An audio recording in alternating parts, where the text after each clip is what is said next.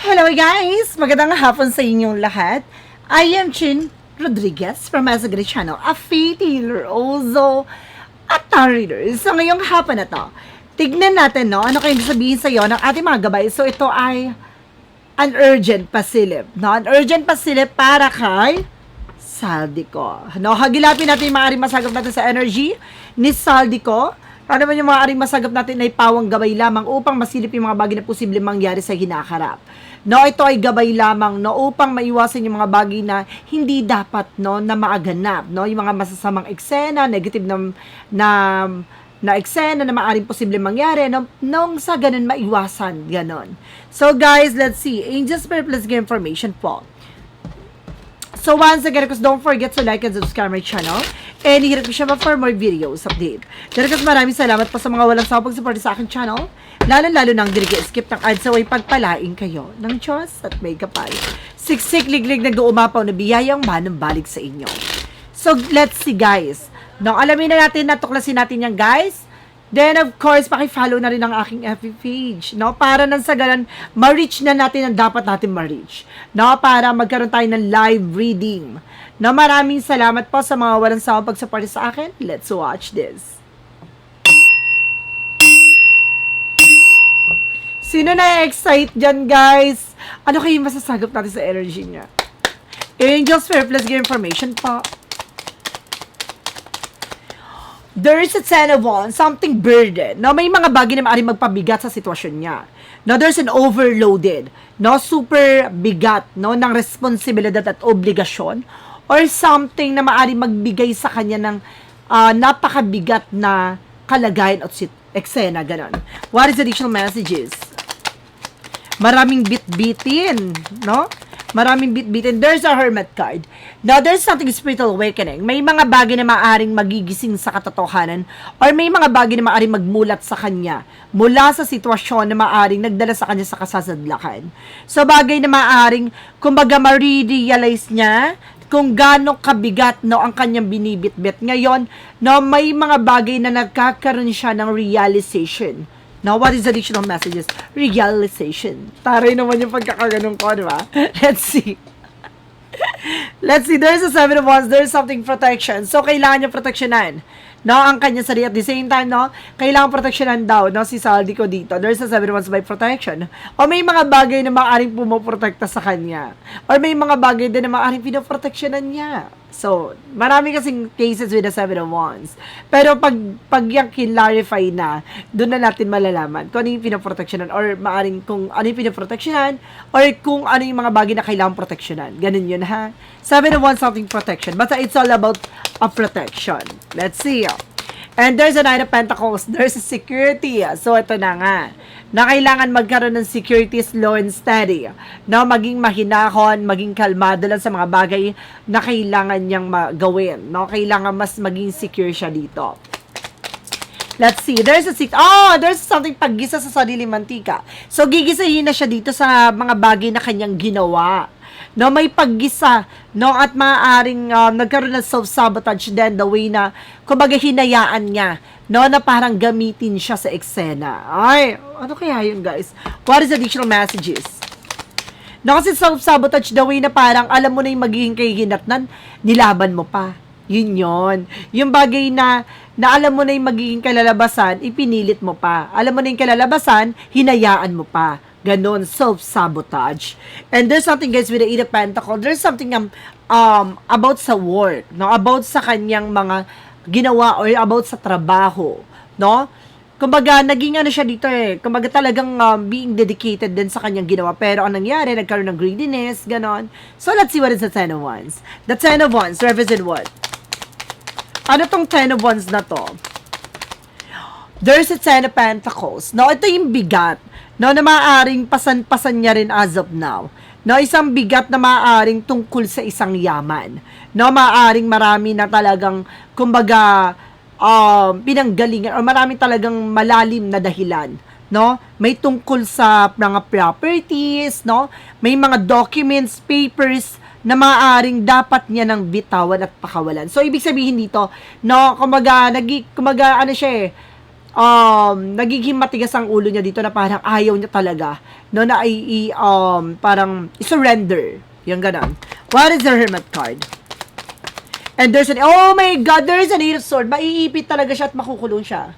No? There's a Hermit card, this spiritual awakening. Bagay na maaaring magising siya sa katotohanan na parang hindi siya makakilos, hindi siya makagalaw.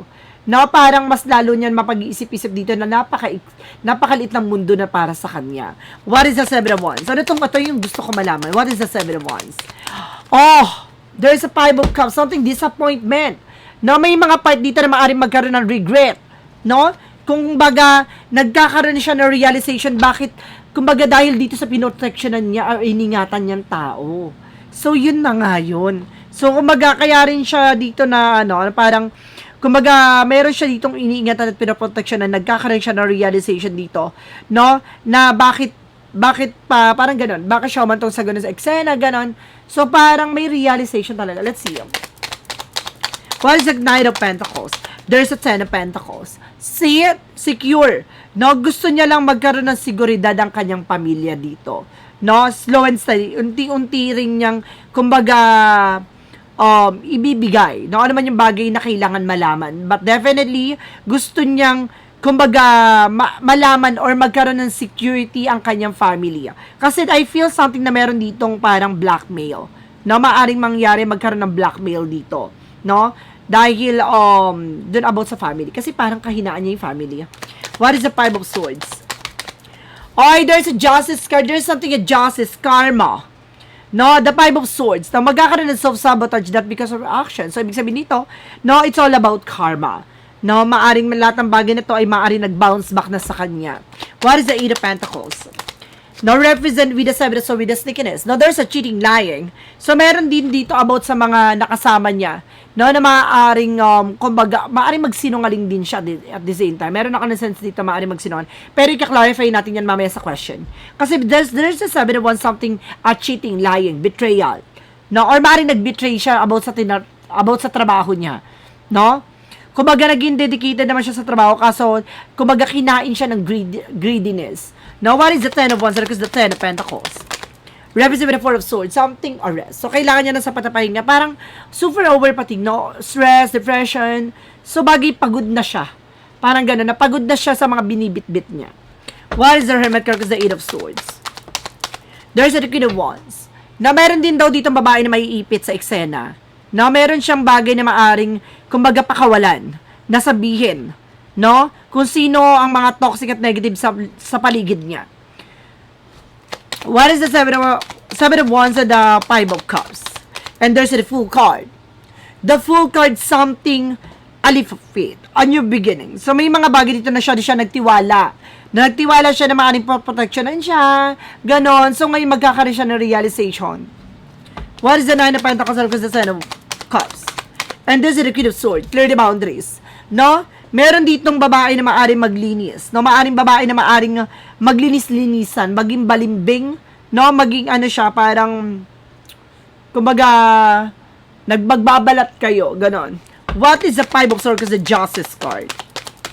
Represent with the Knight of Swords. There's a success driven. So, bibilis ang takbo ng eksena. No, may mga bagay na makakamit talaga yung justice dito. What is the Eight of Pentacles? The Seven of Swords. With the Ace of, about sa malaking pera. So, ibig sabihin talaga dito, no, talaga nagkaroon ng cheating, lying talaga dahil sa malaking pera, dahil sa greediness talaga. No? So, there's a Ten of Wands, there's a Ten of Pentacles, and the Four of Swords. There's the King of Wands, ambitions. So, may mga bagay dito na parang unti-unti niya na nakikita yung mga bagay na maaaring mangyari sa kanya. Na unti-unti nang bumibigat ang sitwasyon na meron ditong, kumbaga, nagtitik-tik or nagbibigay ng information sa kanya dito. Gusto ko malaman muna to bago ako mag-proceed. And there's a Star card. Okay. So, ibig sabihin dito, no, meron siyang kakausapin dito na lalaki na maaring gusto niya makipagtulungan. No? Gusto niyang gumaan ng kanyang sentensya. Gusto niya maggumaan ng kanyang obligasyon. No? Gusto niya gumaan ng kanyang bit-bitin. Ganon. What is the additional messages with the Hermit card? The Eight of Swords, and of course, the Queen of Wands. So, there's something guys with the Four of Wands. So, homecoming, family gathering. So, meron talagang pag-uwi, no? Talagang, there's something a gathering dito. There's may babae daw dito ha, na parang malakas ang loob niya. Talagang bibida. May babaeng bibida dito. No? During na parang gigisayin dito si si Saldico, meron ditong babae na parang biglang mag-iingay, ganon. What is the Seven of Wands? Because the Five of Cups and the Fool card. And there's the Two of Wands. There's a first step. Unti-unti na, no? Unti-unti nang makikita, no? Ano man yung bagay na dapat malaman. And there's a Devil card. Oy, there's a hidden intention talaga. May babae daw dito, no? Na maaring, kumbaga nag-utos, no? Oh my God, kailangan niyang magkaroon ng security about sa kanyang family din dito, in the other side. No, kaya parang hinay-hinay din siya eh. Kasi parang, there's something blackmail. Give me information pa dito. And there's an 8 of Wands. So, this is something communication. So, meron dito, no? Na maaaring nakakausap niya rin na babae. No, na parang there's a hidden plan. No, that because of, yung family. Na parang binlock may family niya. So, gusto niya makipagtulungan the other side. Pero, ang nangyari dito, parang may blackmail siya pagdating sa family. Kaya parang, meron bagay dito na maaring hindi siya sabihin ng buong katotohanan. Ganun. What is the Five of Swords? And of course, the Justice. And of course, the Knight of Swords. And there's a Knight of Swords. Oh, there's an anxiety, sleepless night. So, ngayon, nagkakaroon siya ng anxiety, sleepless nights. What is the additional messages? With the 8 of Pentacles, the 7 of Swords, with the Ace of Pentacles, there's something in Kingman. Ay, maipit siya talaga dito. There's a stock. No? Iipitin niya yung pera. No? Mayroon ako nasan sa maaring ipitin niya pero hindi niya isoli lahat at the same time. So, maraming mga tinatago siya. No? May mga tinatago dito. No? Dahil meron dito agad, oh my God!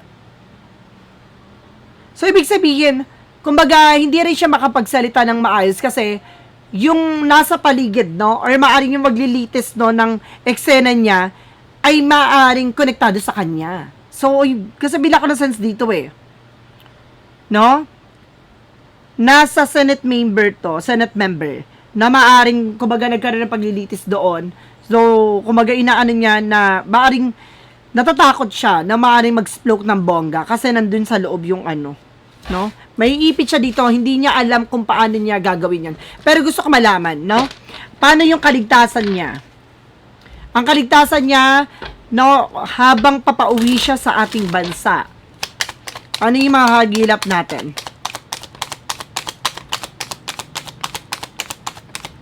Okay. So, pinapakita dito with a set of may sabotahe. No, may susubukan siya ditong patumbahin. No, but there's something a Queen of Cups. Babae ito ang nag-utos, pero hindi mangyayari yun dahil parang mauun siya no? Ibig sabihin dito, mauudlot. No, ang plano na yon kasi para matutumbok agad.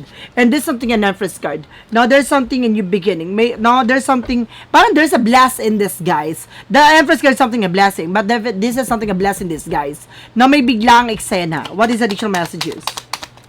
And there's the King of Pentacles, secure. Kumbaga, there's a partnership and security. So, maaring, kumbaga, iniingatan din to. No? Kumbaga, iingatan din siya dito. Na maaring, ingatan siya dito sa pagbiyahe. No? Hindi matutuloy ang may masamang balak sa kanya. So, let's see. Additional messages tayo. No? Ano yung magiging statement niya? No? Regarding sa flood control issues or flood control anomalies. Ano man yung bagay na kanyang ibabahagi doon? No? Gusto kong isama tong barahan na to para mas malawak. Mas malawak at mas maiintindihan nyo. No? Dun sa tanong na yon na about sa flood control issues, anomalies, let's see. Okay siya pala, kakat ko ulit ha, para Angels may blessing information. There's a Three of Swords. Something pain. So, there's something disappointment or there's a betrayal. And there's a Seven of Pentacles with a harvest time. So, ibig sabihin talaga dito na maaaring meron ditong traidoran about sa mga, yun nga, na pinaghirapan, about sa pera, ganon. And there's a Star card. But this is something in healing. So, maaring may mga bagay na maaring magbigay liwanag dito. No? And there's a Seven of Wands. No? Kailangan lang proteksyonan. Kasi meron, oh my God, so meron mga related talaga. So, ibig sabihin, Kumbaga, magiging magulo yan kung yung magiging huhusga ay kumbaga, nandun yung mga may kasabwat sa loob. Ibig sabihin dito, kailangan mapalitan lahat ng mga member, no, ng Senate Committee, something like that. Something, kailangan mabago yun, mapalitan yun. Kasi, kumbaga, walang mangyayari dito eh. Let's see, additional messages. May healing and recovery dito at maaring, kumbaga, meron ditong parang para maligtas siya, ganun. And there's a magician for manifestation.